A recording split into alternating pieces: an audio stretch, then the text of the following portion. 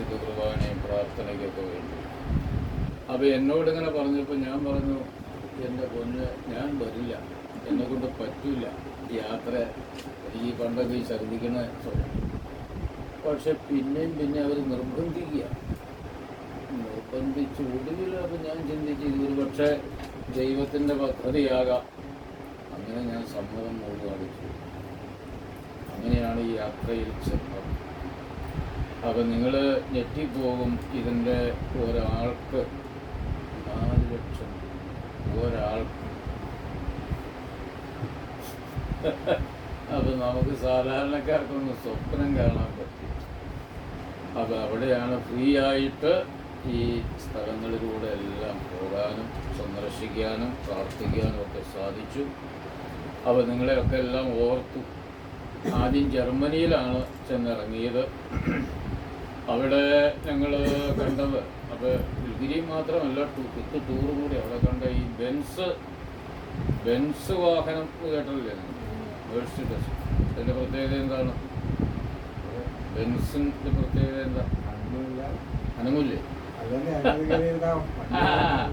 ലോകത്തിലെ ഏറ്റവും വില കൂടിയ വാഹനം. ലോകത്തിലെ ഏറ്റവും വില കൂടിയ വാഹനങ്ങളാണ്. അപ്പോൾ അത് നിർമ്മിക്കുന്ന കമ്പനി ജർമ്മനിയിലാണ്. അപ്പോൾ ഞങ്ങളെ അതിൻ്റെ മ്യൂസിയം കാണിക്കാനായിട്ട് കൊണ്ടുപോയി ബെൻസിൻ്റെ. അപ്പോൾ 7 നില മ്യൂസിയമാണ്. നേരെ പോകുന്ന 7ാം നിലയിൽ അവിടുന്ന് താഴോട്ട് ഇറങ്ങി വരും. എന്ന് വെച്ചാൽ അതിൻ്റെ കഥ എന്താണെന്ന് വെച്ച് കഴിഞ്ഞാൽ, ഇതിൻ്റെ ഉടമ ഒരു 3 ചക്ര വാഹനത്തിൽ അയാളുടെ സ്ഥിരമായ പരിശ്രമവും അധ്വാനവും കൊണ്ടാണ് അത് ലോകത്തിലെ ഏറ്റവും വലിയ വാഹന നിർമ്മാണ കമ്പനിയായിട്ട് ബെൻസ്.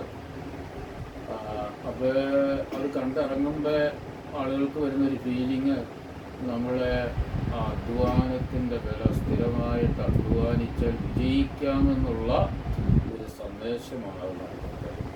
അപ്പോൾ ആദ്യം പുള്ളി ഉണ്ടാക്കി 3 ചക്ര വാഹനം അവിടെ പടിപടിയായിട്ട് അതിങ്ങനെ വന്ന് ആധുനിക വാഹനമായിട്ട്. അതിനുശേഷം ഞങ്ങൾ യാത്ര ചെയ്തത് സ്വിറ്റ്സർലൻഡിലേക്കാണ്. സ്വിറ്റ്സർലൻഡ് എന്ന് പറഞ്ഞു കഴിഞ്ഞാൽ ഈ ലോകത്തിലെ ഏറ്റവും സുന്ദരമായ രാജ്യം. ഒരു ചിത്രകാരൻ പടം വരച്ചതുപോലെയാണ് രാജ്യം മുഴുവൻ, അല്ലാതെ ഒരിടമൊന്നും അല്ല. ഇങ്ങനെ പച്ച പിടിച്ച വീടുകൾ, ആട്ടിൻപറ്റങ്ങൾ, പുഴത്തീരങ്ങൾ, മനോഹരമായ ഒരു കാഴ്ച. അപ്പോൾ അവിടെ ഞങ്ങൾ ദി ടോപ്പ് ഓഫ് യൂറോപ്പ് എന്ന് പറഞ്ഞൊരു സ്ഥലമുണ്ട്. അതായത് ഈ റോപ്പ് വേയിലൂടെ ഒരു 10,000 അടി മുകളിലേക്ക് പോകണം. റോപ്പ് വേയിലൂടെ 10,000 അടി മുകളിലേക്ക്. അവിടെ ചെല്ലുമ്പോൾ ഹോട്ടലും സൗകര്യങ്ങളും ഒക്കെ അതിൻ്റെ മുകളിൽ. അവിടെയായിരുന്നു ഞങ്ങൾക്ക് ഭക്ഷണം. അത് എനിക്ക് എന്നെ അത്ഭുതപ്പെടുത്തിയൊരു കാര്യം, വീൽ ചെയറിൽ ഒരു അമ്മച്ചീനെ ഉന്തിക്കൊണ്ട് വരിക. പ്രായമുള്ള അമ്മച്ചി. ഈ അമ്മച്ചിയും ഈ റോപ്പ് വേയിൽ കയറി മുകളിലേക്ക് പോകും. നമ്മുടെ നാട്ടിലൊക്കെ ആണെങ്കിൽ. അപ്പം അവിടെ എന്തില്ല, അവർക്ക് പ്രായം ഒരു വിഷയമാണ്. നമ്മളിവിടെയാണ് പ്രായമായി സുഖമില്ല എന്നൊക്കെ പറഞ്ഞത്. അവർ കിടപ്പാകുന്നവർ അവർ യാത്രയും ചെയ്യും, അവർ ജീവിതത്തെ ആസ്വദിക്കും. നമ്മൾ അവസാനം വരെ പണത് നയിക്കുന്നുണ്ട്. ഇതാണ് വ്യത്യാസം. അത് അങ്ങനെ അത് കണ്ട് പിന്നെ ഞങ്ങൾ ഇറ്റലിയിലേക്കാണ് പോയത്. ഇറ്റലിയിലെ റോമ കണ്ടു. ഈ റോമയിൽ മാതാവിൻ്റെ കത്തീഡ്രലിലാണ് നമ്മുടെ ഫ്രാൻസിസ് മാർപ്പാപ്പയെ അടക്കിയിരിക്കുന്നത്. അപ്പോൾ മറ്റെല്ലാ മാർപ്പാപ്പന്മാരെയും വത്തിക്കാനിൽ അടക്കിയിരിക്കുന്നു. ഈ മാർപ്പാപ്പ മാത്രം വത്തിക്കാന് പുറത്ത് റോമിലാണ്. അതിൻ്റെ കാരണം എന്താണെന്നറിയാം? ഈ മാർപ്പാപ്പയുടെ അന്ത്യ അഭിലാഷമായിരുന്നു എന്നെ ഈ കത്തീഡ്രലിൽ അടക്കുന്നത്.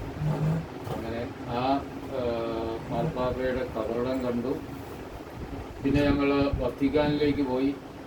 എല്ലാ ബുധനാഴ്ചകളിലുമാണ് മാർപ്പാപ്പ ഓഡിയൻസിന് ആളുകളെ കാണും.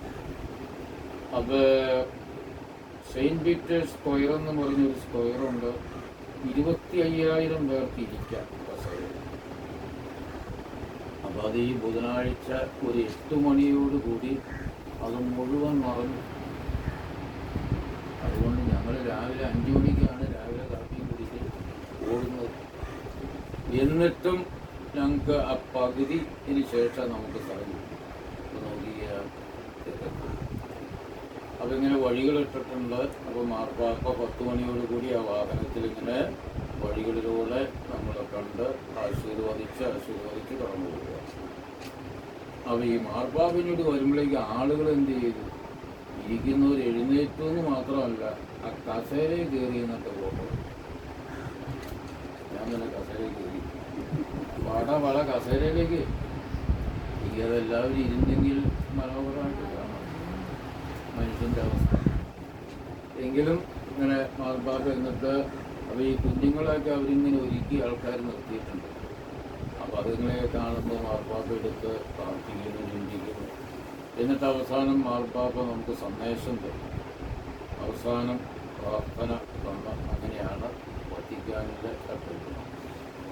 അപ്പോൾ അതിലെല്ലാം പങ്കെടുത്ത് അവിടെയുള്ള 1-2 കത്തീഡ്രലുകൾ, മാർപ്പാപ്പയെ തിരഞ്ഞെടുക്കുന്ന സിസ്റ്റൈൻ ചാപ്പൽ, അവിടെയൊക്കെ നമ്മൾ കണ്ടു.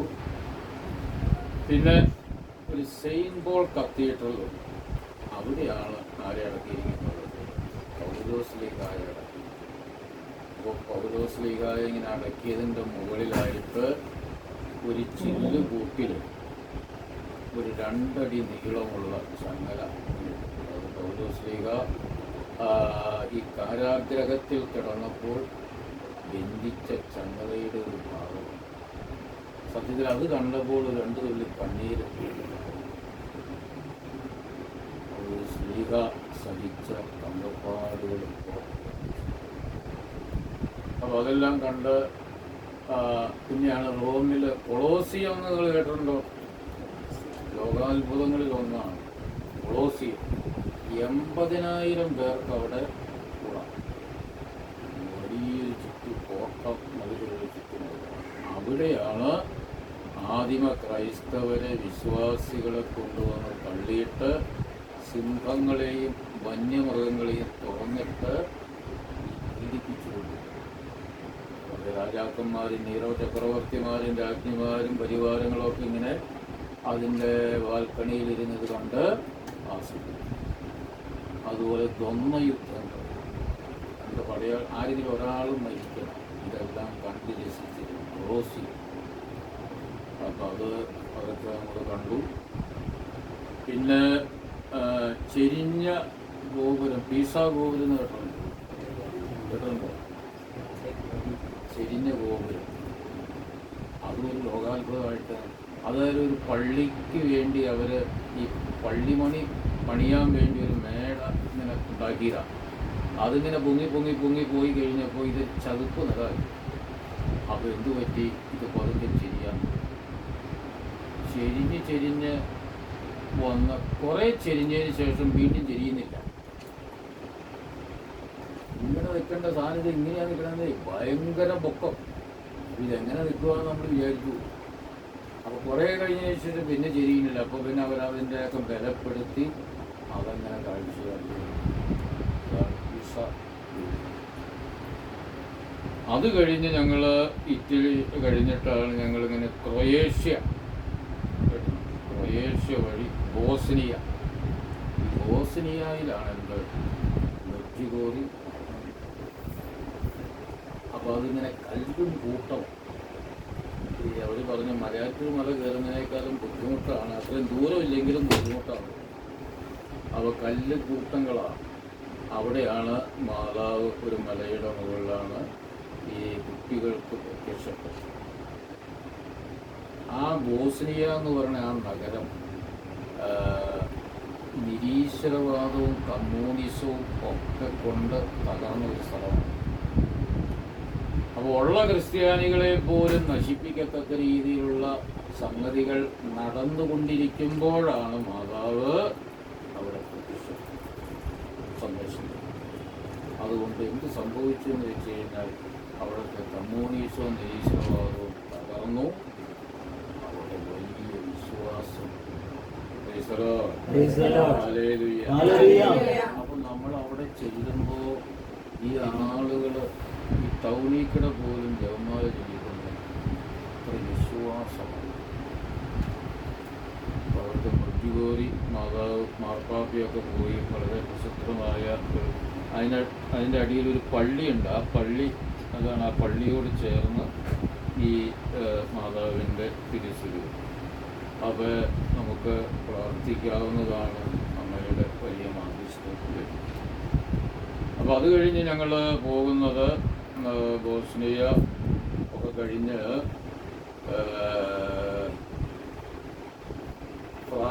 ഇറ്റലിയിലെ തന്നെ അസീസി ഗ്രാമം, ഫ്രാൻസിസ് അസീസിയുടെ ആ കബറിടം, കൊച്ചു ത്രേസ്യ, വിശുദ്ധ റീത്ത, ഇതൊക്കെ പോകുന്ന വഴിക്ക് ഇവരുടെ വിശുദ്ധ റീത്തയുടെ ശരീരം അഴിയാതെ ഇന്നും ഇരിക്കുക.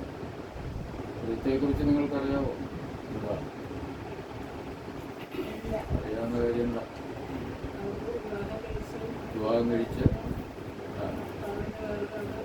ഭർത്താവിനെ ഒരാൾ കുത്തിക്കൊന്നു.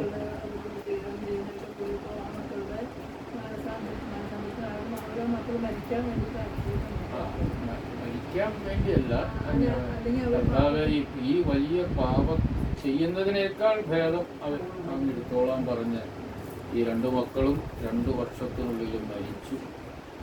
ഈ അമ്മ അനാഥയായി പല മഠങ്ങളിലും ചെന്നു. പക്ഷേ ഇവരുടെ ഹിസ്റ്ററി അറിയാവുന്നതുകൊണ്ട് ആരും എടുത്തില്ല. പക്ഷെ ഒരു ദിവസം ഒരു മഠത്തിലും മകൾ വാതിൽ തുറന്നപ്പോൾ ഇവർ മുറിക്കാതിരിക്കുകയാണ് മഠത്തിൽ. അത്ഭുതകരമായി അതിൻ്റെ വിശുദ്ധി മനസ്സിലാക്കി അതിനെ ആ മഠത്തിൽ ചേർക്കുകയാണ്. അങ്ങനെയാണ് അത് വിശുദ്ധ റീത്ത. അതുകൊണ്ട് വിശുദ്ധ റീത്തയുടെ ശരീരം അഴിയാതെ ഇന്നും ഇരിക്കുകയാണ്. ഭർത്താക്കന്മാരെ കൊണ്ടോ മക്കളെ കൊണ്ടോ ഒക്കെ വിഷമിക്കുന്ന അമ്മമാർക്ക്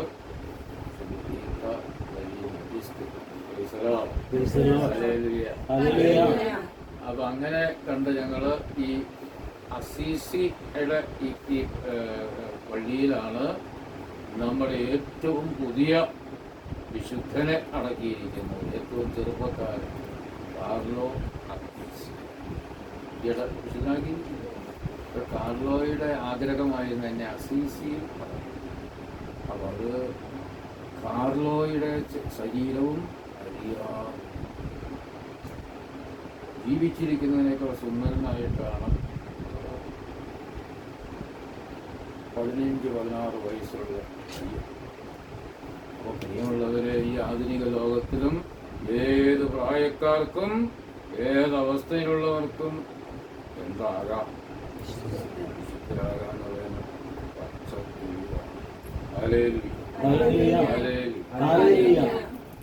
അപ്പം അങ്ങനെ അതെല്ലാം കണ്ട് ഞങ്ങൾ ഈ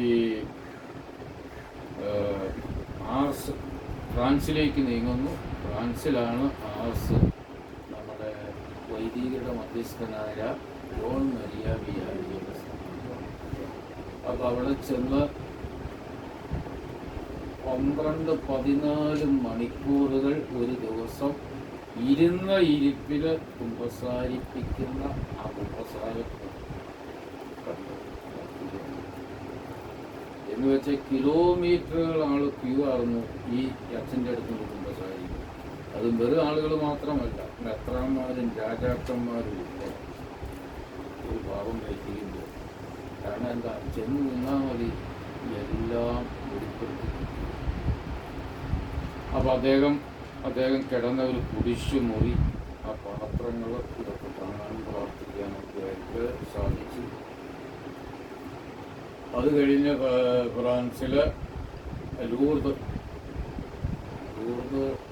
ഏറ്റവും സുന്ദരമായി നമ്മൾ ചെല്ലുമ്പോൾ തന്നെ വലിയൊരു ആത്മീയ അനുഭവം.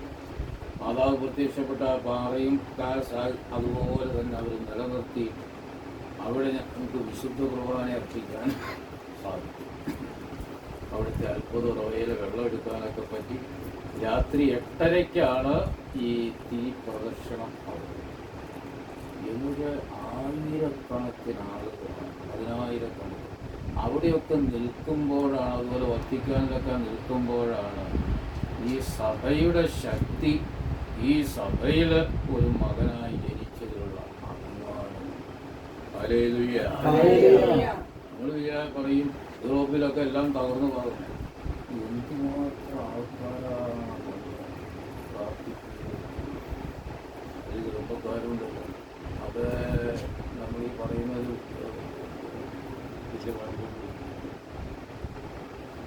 അപ്പം അങ്ങനെ ഈ ജപമാല പ്രാർത്ഥന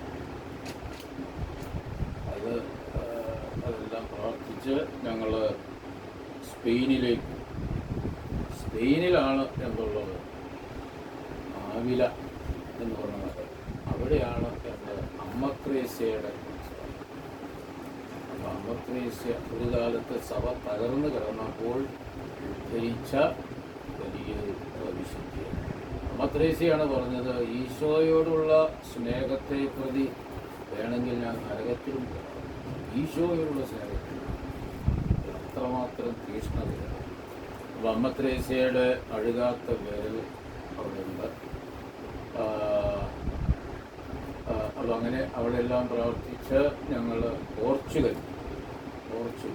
പോർച്ചുഗലിലാണ് ഈ വിശുദ്ധ അന്തോണീസ് ജനിച്ചത്. അപ്പോൾ അന്തോണീസ് ജനിച്ച ആ മുറി, സ്ഥലം, ഇതെല്ലാം. പിന്നെ ആ പോക്കിനിടയിൽ ഒരു ദിവ്യകാരുണ്യ അത്ഭുത പള്ളികൾ. പണ്ട് കാലത്ത് ഒരു സ്ത്രീ മന്ത്രവാദത്തിന് വേണ്ടി വിശുദ്ധ കുർബാന കൊണ്ടുപോയി. അത് വീട്ടിലെത്തിയും കണ്ട് അടച്ചു വെച്ചു. പക്ഷെ അതിൽ നിന്ന് പുകയും രക്തവും എല്ലാം സ്ത്രീ പേടിച്ച് വികാരിയച്ഛൻ്റെ അടുത്ത് കൊണ്ടായി. അതിന്നും ആ ഒരു അതിലേക്ക് സൂക്ഷിച്ചു വെച്ചു. അപ്പോൾ അങ്ങനെയെല്ലാം കണ്ട് പ്രാർത്ഥിച്ച് അവിടുള്ള വിമാനം കയറി തിരിച്ചു വരികയാണ് ചെയ്യുന്നത്. ഹല്ലേലൂയ.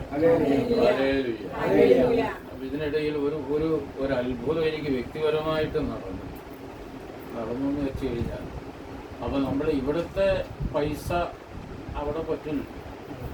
ഇവിടെ രൂപ, അവിടെ യൂറോ എന്ന് പറയും, യൂറോ. അപ്പോൾ നമ്മളിവിടെ പോകുന്നതിന് മുമ്പ് എന്ത് വേണം, ഈ രൂപ യൂറോയാക്കി മാറ്റണം. അപ്പോൾ ഞാൻ എന്തെങ്കിലുമൊക്കെ മേടിക്കുന്നത് ഞാനൊരു 50,000 രൂപ ഏജൻറ്റിൻ്റെ കൈ കൊടുത്ത് അപ്പോൾ യൂറോയാക്കി മാറ്റിക്കൊണ്ട് പുള്ളി വന്നു എനിക്ക് തന്നു. അത് എത്രയുണ്ടെന്ന് അറിയാമോ? 480 യൂറോ. 50,000 രൂപയ്ക്ക് 480 യൂറോയെ കിട്ടും. ഇപ്പോൾ നമ്മൾ നോക്കിയാൽ വില വ്യത്യാസം.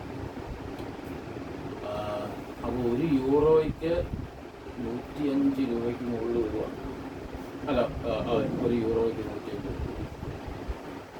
അപ്പോൾ അങ്ങനെ 480 യൂറോയുമായിട്ടാണ് ഞാൻ പോകുന്നത്. അങ്ങനെ അതിൽ നിന്നൊക്കെ ചില സാധനങ്ങളൊക്കെ മേടിച്ചു. അപ്പോൾ നമ്മളിതൊന്നും നോക്കുകയും ചെയ്യണില്ല. അപ്പോൾ തിരിച്ച് ഞാൻ നെടുമ്പാശ്ശേരി വിമാനത്താവളത്തിൽ വന്നു. ഇവിടെ വന്നു കഴിഞ്ഞാൽ പിന്നെ യൂറോയ്ക്ക് വിലയില്ല, രൂപ ഉണ്ട്. അപ്പോൾ അവിടെ ഇങ്ങനെ ഈ വിനിമയം മാറ്റം ചെയ്യുന്നവർ വിമാനത്താവളത്തിൽ തന്നെയാണ്. അപ്പം ഞാൻ അവർ വിളിച്ച് ഞാൻ പേഴ്സ് തുറന്ന് ഇത് യൂറോ എടുത്തു കൊടുക്കുകയാണ്. അവർ എണ്ണി